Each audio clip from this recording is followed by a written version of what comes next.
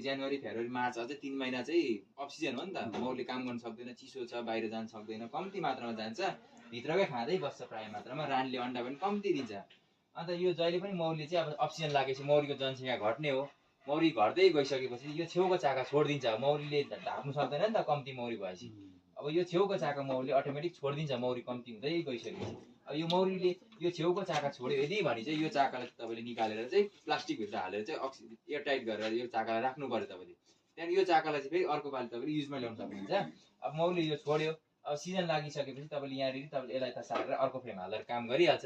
यो चाहिँ किन हामीले राखेको भन्दाखेरि अब यहाँ चाका छ नि त तपाईँको, यो चाहिँ तपाईँले अब अक्सिजनमा राख्नु भयो भने सिजनमा काम दिन्छ। अब यो चाकालाई सर्लक्क काटेर चाहिँ यो फ्रेममा चाहिँ बाँधिदिनु पर्यो। अब यो चाकालाई सक्क काट्नुहोस् हो, टक्क काटेर यो फ्रेममा हालिदिनुहोस्, यो फ्रेममा भित्र टक्क हालिदिनुहोस्। यहाँ हालिसकेपछि त्यहाँबाट तपाईँले के गर्नुहोस् भन्दाखेरि यो सुपर राख्नुहोस्। हेर्नुहोस् है, यो टक्क सुपर राखेर चाहिँ यो चाकालाई चाहिँ तपाईँले बिचमा राख्नुहोस्, यसरी बिचमा यसरी चाका हाल्नु भएको छ तपाईँले होइन, चाका हालिदिनु भएको छ। अनि यसलाई ल्याएर चाहिँ बिचमा यसरी राखिदिनु भएको छ। के सोच्छ मौरीले भन्दाखेरि चाहिँ लु अब चाहिँ हामी माथि आउनुपर्ने रहेछ, यो माथि पनि चाका रहेछ, लु अब हामी चाहिँ माथि पनि गएर म हालौँ चाका बनाऊ भन्छ र यसकै आधारमा मौरीले अरू पनि चाकाहरू बनाउँदै लान थालिहाल्छ।